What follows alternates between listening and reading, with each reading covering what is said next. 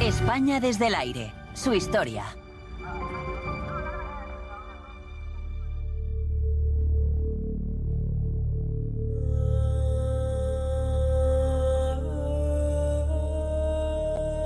A principios del siglo VIII, España era un territorio gobernado por los reyes visigodos desde hacía 300 años. En el año 711, un ejército musulmán atravesó el estrecho que separa el norte de África de la península ibérica e inició una invasión que cambiaría para siempre el paisaje geográfico y cultural de España. Al-Ándalus, la España musulmana. A lo largo de los 8 siglos que los historiadores llaman la Edad de Oro del Islam, los musulmanes construyeron imponentes fortalezas y espectaculares mezquitas. Reorganizaron ciudades y crearon exuberantes jardines. Sobrevolando España, hoy podremos observar los vestigios que atestiguan la influencia de los musulmanes en el paisaje ibérico.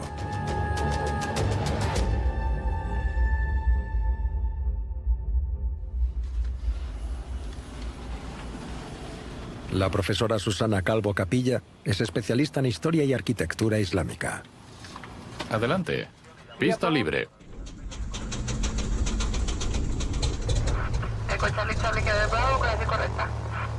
Susana ha recorrido numerosos yacimientos arqueológicos por el Mediterráneo, pero ahora está centrada en Al-Ándalus, el periodo de la historia española durante el cual los musulmanes dominaron casi la totalidad de la península ibérica. ¿Está lista? Sí. ¡Vámonos! Hoy, Susana se dispone a descubrir los episodios que marcaron este episodio de la historia bajo un nuevo ángulo. Alta.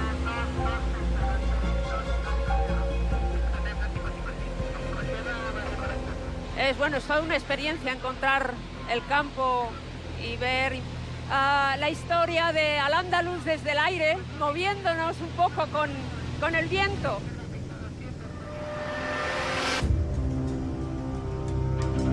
Apenas un siglo después de la muerte del profeta Mahoma, los musulmanes habían conquistado territorios desde Asia Central hasta el norte de África. El 29 de abril del 711, el jefe del ejército omeya, Tariq ibn Ziyad, y unos 7.000 soldados desembarcaron en las costas del estrecho de Gibraltar decididos a vencer al rey visigodo Rodrigo.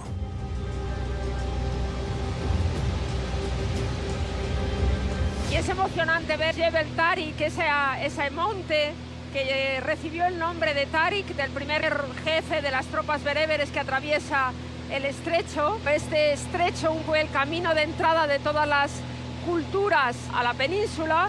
Pues en ese momento, en el 711, fue una vez más la entrada de esa nueva cultura que va a permanecer 8 siglos en la península. En aquella época, el reino visigodo que dominaba España se vio debilitado por la corrupción y las luchas entre sus gobernantes. Mientras que el rey Rodrigo y sus tropas se ocupaban de reprimir las revueltas en el norte de la península, los musulmanes lanzaron su ataque.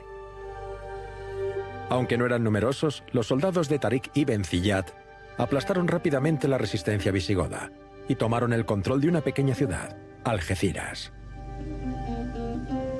En Algeciras, que lleva un nombre árabe, Yasir al-Hadra, que era la Isla Verde, va a ser uno de los primeros lugares donde esas tropas árabes y bereberes se van a asentar, van a formar una especie de campamento y allí van a hacer uno de los primeros rezos en un lugar que hoy más o menos desconocemos, pero que sería lo que se llamó después la Mezquita de las Banderas.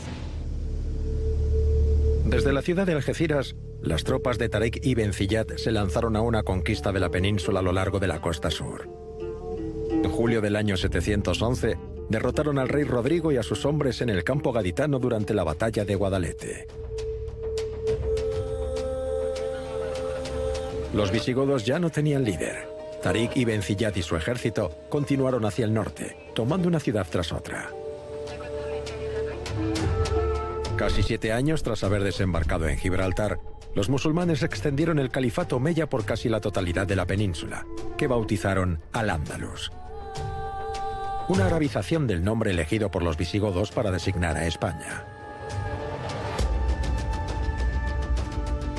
Los musulmanes, nuevos amos de una tierra que les era totalmente extraña, impusieron su cultura, algo que se reflejaría en la arquitectura de las ciudades. Toledo, la antigua capital visigoda, se convertiría en uno de los centros de poder más importantes de Al-Ándalus.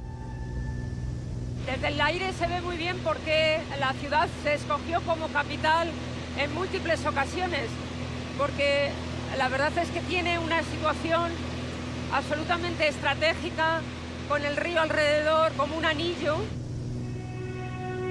Para dejar su marca en la ciudad, los musulmanes construyeron un fuerte, edificaron mezquitas y crearon un laberinto de callejuelas. Pero también demostraron su tolerancia permitiendo a la población practicar su fe libremente.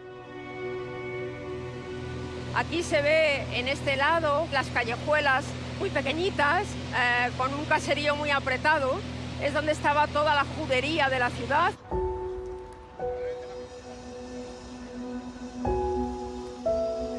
Conocida a día de hoy como la ciudad de las tres culturas, Toledo presenció a mediados del siglo VIII cómo musulmanes, judíos y cristianos cohabitaban en sus calles. A pesar de las tensiones, los intelectuales y los eruditos musulmanes confluyeron en la ciudad, que acabó convirtiéndose en uno de los centros religiosos y culturales más importantes de Al-Ándalus. Un ejemplo emblemático de esta transformación es la mezquita de Bab al-Mardum.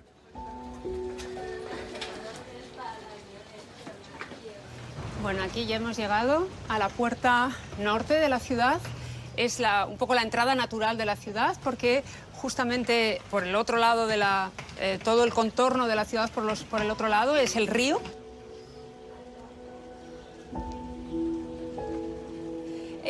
Y claro, cualquiera que entrara por esta puerta lo que veía es la mezquita de Bab al-Mardum, con sus dovelas blancas y rojas, con sus arcos doblados. Es una mezquita peculiar, no es una mezquita como el resto de las mezquitas de barrio, porque tiene unas fachadas muy bonitas, las otras no estaban tan decoradas. Bueno, ya estamos en el interior de la mezquita y un poco lo que sorprende en este espacio es que, bueno, a nivel de suelo no vemos nada extraordinario, sin embargo, cuando levantamos la vista hacia arriba, vamos a ver que en cada uno de los espacios de este cuadrado, de este pequeño oratorio, hay una cúpula con nervios que se van entrecruzando, haciendo estrellas, que es un poco lo más espectacular de este espacio. Siguiendo el modelo de las pequeñas mezquitas erigidas en Toledo entre los siglos VIII y XI, la arquitectura de Bab al-Mardum fue concebida para la oración, pero también para la enseñanza. Si se fijan, este espacio cuadrado se adapta muy bien también a lo que eran las sesiones de enseñanza dentro de una mezquita. Normalmente los maestros se sentaban apoyados en una columna. Hemos de pensar que justo se sentaría en una de estas columnas y alrededor de él estarían los alumnos escuchándoles, incluidos sus hijos y los miembros de su familia, escuchando sus clases, ¿no?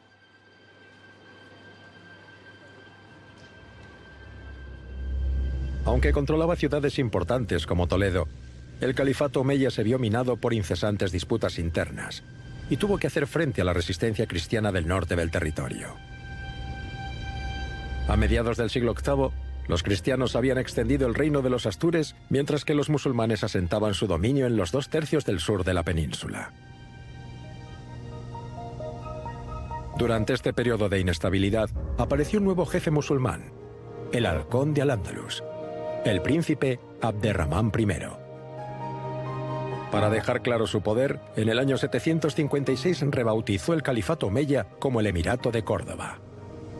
Bueno, y ahora desde Toledo vamos a iniciar el camino hacia el sur, porque a pesar de que Toledo fue siempre una importante ciudad dentro de lo que fue Al-Ándalus, las capitales de todo lo que fue el Emirato y el califato omeya, y después toda la historia posterior, se situaron en el sur.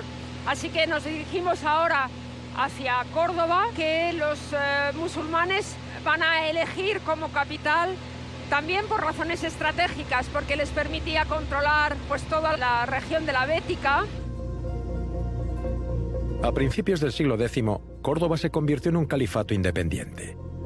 Mientras que Toledo y otras ciudades prestigiosas de Al-Ándalus se debilitaban, el poder de Córdoba está en pleno apogeo.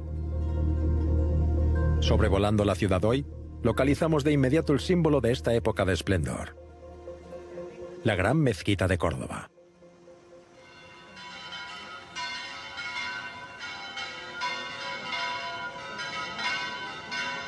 La historiadora Carmen González Gutiérrez creció en Córdoba y siempre le ha fascinado la historia y la arquitectura de la Gran Mezquita. Es un edificio altamente complejo que encierra todas las claves de no solo la historia de Córdoba, sino quizá incluso la historia de Al-Ándalus a través de detalles que podemos encontrar en este edificio, y por eso a mí me sorprende cada vez que lo veo. Según textos antiguos, la Gran Mezquita se construyó a finales del siglo VIII, sobre una antigua iglesia visigoda. A lo largo de los siglos siguientes, los soberanos no dejaron de ampliar y transformar el edificio. A finales del siglo X, la mezquita había doblado su tamaño y se convirtió en el núcleo de Córdoba. Córdoba se convierte en una corte a la que llega gente sabia de todas partes, y esto va a redundar en un beneficio y en una mejora de la medicina, de la literatura, de la filosofía, de todas estas artes que empiezan a practicarse aquí, todas estas ciencias que empiezan a desarrollarse. Por tanto, es reflejo de una dignidad política distinta. La mezquita, lugar de oración y devoción, satisfacía también funciones políticas, sociales y culturales. La mezquita estaba dotada de un patio en el que también se concentraban muchas actividades. Muchos mercaderes venían a los patios de la mezquita a vender su mercancía. También a la sombra de los pórticos se cobijaban muchos jueces para impartir justicia cuando no lo hacían dentro. El patio era una zona de la ciudad también muy viva.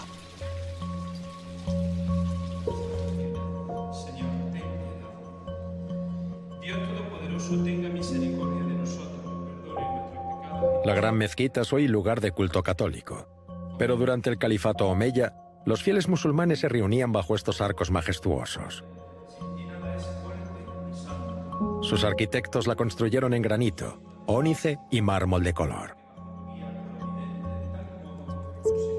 A fin de dar amplitud a la sala de oración, entrecruzaron los arcos en herradura sostenidos por un bosque de 856 columnas. Al final de la sala de oración se encuentra el mihrab, abundantemente decorado. Como todos los musulmanes deben mirar a la Meca, todos los musulmanes cuando van a rezar miran hacia aquí, y eso el califa lo sabe, con lo cual este punto se va a convertir en un escaparate. Aquí el califa va a plasmar toda una serie de mensajes ideológicos que le van a permitir hacerse propaganda. Y por eso tenemos una serie de inscripciones coránicas, una decoración vegetal y geométrica perfectamente pensada, muy bien diseñada, que está evocando la idea de paraíso. El paraíso para los creyentes musulmanes es un jardín, es un vergel lleno de flores, de plantas, de agua, florido, con mucha sombra.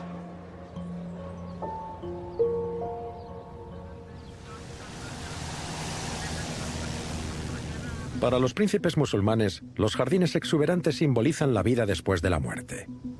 Son también un lugar propicio para el reposo y la meditación. Para crear esta impresión de paraíso en la tierra, se concibieron jardines por todo el territorio. Uno de estos tesoros sigue pudiendo visitarse a unos kilómetros de Córdoba, a los pies de la ciudad del califa Abderramán III, Medina Azahara.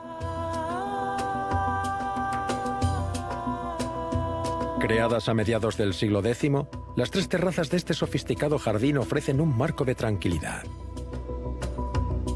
Pero sobre todo, una fértil fuente de alimentos, especias y plantas medicinales para las cocinas y la farmacia del califa. Los jardineros musulmanes introdujeron especias, plantas y árboles hasta entonces ausentes en el territorio del Al-Ándalus: la canela, la alcachofa o la sandía. De la misma manera, importaron sus conocimientos en materia de irrigación. Este dominio de la agricultura sigue teniendo influencia en la España moderna. A 500 kilómetros al este de Córdoba, descubrimos vastas extensiones de invernaderos que tapizan la región a lo largo de la costa mediterránea. Mientras que la ciudad vecina de Elche alberga aún el mayor palmeral de Europa. Nuestra cultura y nuestra identidad, la identidad de la España moderna, también tiene que tener en cuenta ese pasado islámico.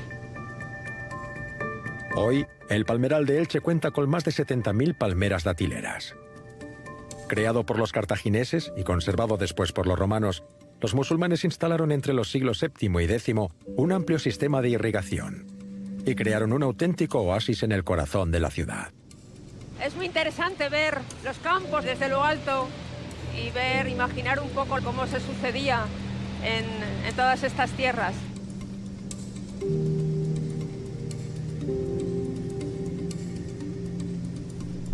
A principios del siglo XI, corrompida por las guerras civiles, la dinastía omeya se dividió en numerosos reinos hostiles llamados taifas, entre los que se encuentran las taifas de Toledo, de Córdoba, de Sevilla y de Granada.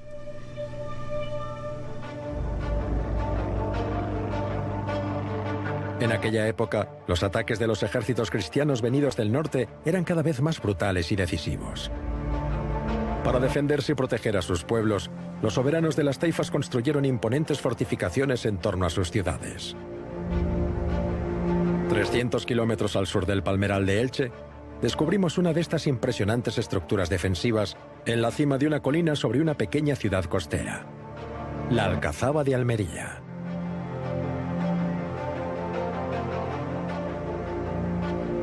Más al oeste, en las montañas andaluzas, la ciudad de Ronda conoció una transformación tan extraordinaria como rápida.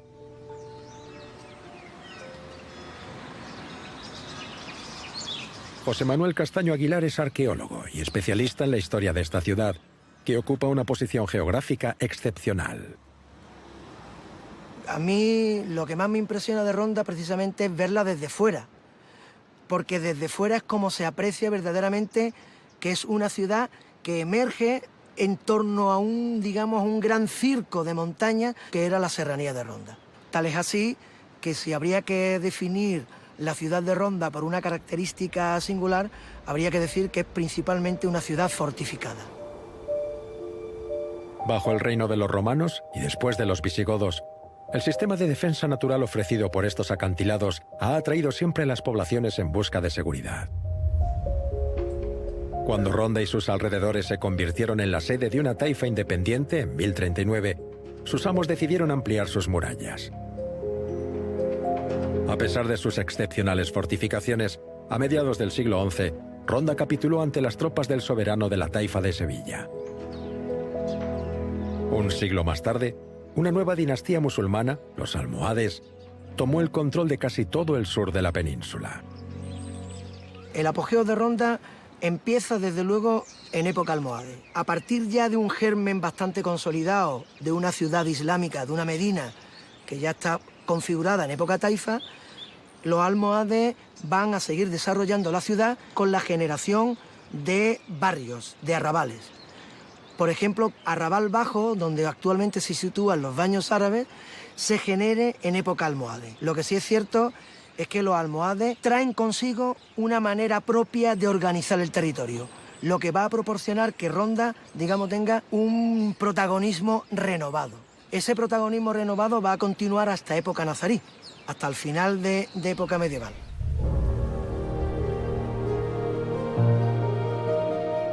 Ronda no es la única ciudad que experimentó unos cambios espectaculares bajo la dinastía almohade. 100 kilómetros más al sur, Al-Ándalus tenía una nueva capital. Pasaremos después por Sevilla para ver esa nueva capital que en el siglo XII los almohades van a engrandecer con toda una serie de monumentos importantes.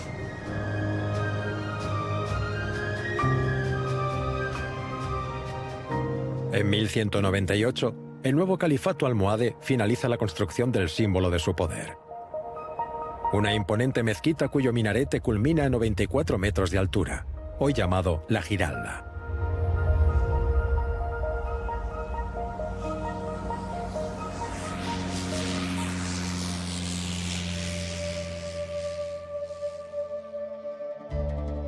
A principios del siglo XIII, las luchas internas y guerras incesantes con los ejércitos cristianos debilitaron la dinastía de los almohades.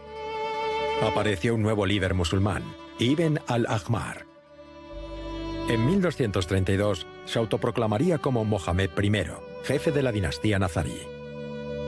Se instaló en Granada y la convirtió en la capital de su reino. Llegamos a el final del recorrido, no solamente geográfico, sino histórico. Granada fue la última capital de Al-Ándalus, el último reino de Al-Ándalus, y fue el punto final de esplendor económico, de esplendor artístico y esplendor cultural. Vista desde lo alto, es una ciudad fascinante porque hay diversas colinas que marcan un poco los lugares donde se fue asentando el poder. Los palacios de la Alhambra, que están justo en esa colina roja que le da nombre, son el sello de lo que fue la cultura islámica en la península.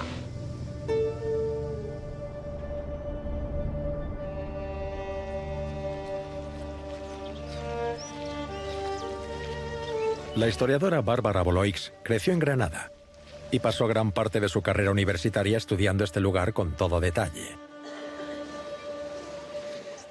Realmente necesitamos vaciar la Alhambra de turistas para imaginar cómo era la vida aquí en el Palacio de los Leones. Aquí se desarrollaría tanto la vida política como la vida familiar de la dinastía de la Alhambra. Aquí vivirían no solamente el sultán, sino también sus mujeres. Aquí también se desarrollaría la vida cortesana. El sultán seguro recibiría a las grandes figuras políticas de su época. Originalmente, en las colinas de la Alhambra, había una pequeña base militar construida en el año 899 sobre las ruinas de un fuerte romano. Cuando Mohamed I descubrió este lugar 3 siglos más tarde, tuvo un objetivo claro en mente. La primera función de la Alhambra fue militar. Mohamed I busca un sitio desde el cual poder controlar todo el territorio. Por eso en la zona de la Alcazaba tenemos una visión de 360 grados de toda la vega y de todo el territorio circundante a Granada. Luego, ya en el siglo XIV, cuando ya se tiene una mayor conciencia de dinastía, cuando ya el reino está más asentado, es cuando hay una prosperidad para construir la zona de los palacios. Realmente la Alhambra desde fuera es un juego de cubos muy sobrio, que no refleja que en su interior haya esa profusión decorativa. El sonido del agua, la vegetación, la decoración, todos los elementos que llenan los sentidos.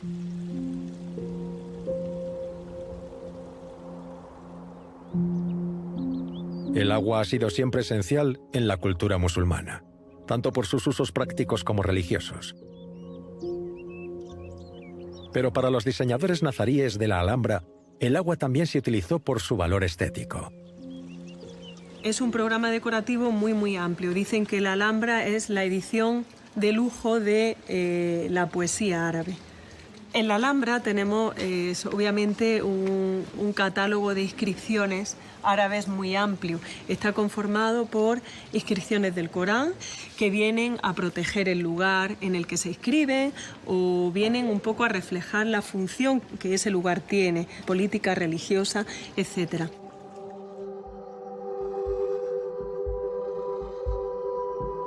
En la segunda mitad del siglo XV, las divisiones internas debilitaron la dinastía nazarí. Las tropas cristianas prosiguieron su conquista de territorios en toda Andalucía. El combate mantenido por los nazaríes para defender el último bastión de su presencia en la península ibérica duraría 10 años. Realmente la Alhambra nunca fue atacada por la fuerza de las armas. Dicen que la rendición de la Alhambra se hizo de noche, para que los habitantes de Granada no sintieran miedo y no se enterasen, y que al día siguiente, cuando amanecieron, vieron los primeros signos de cristianismo en este palacio. Por lo cual, el último emir de la dinastía nazarí, finalmente entrega las llaves de la Alhambra a los Reyes Católicos el 2 de enero de 1492. Ese es el final del reino nazarí y también el final de la historia de Al-Ándalus. Tras 8 siglos de dominación en la península ibérica, el último reino musulmán de Europa occidental desaparecería. Pero las huellas de esta presencia y la rica influencia cultural y artística de esta civilización son aún visibles en la España de hoy en día.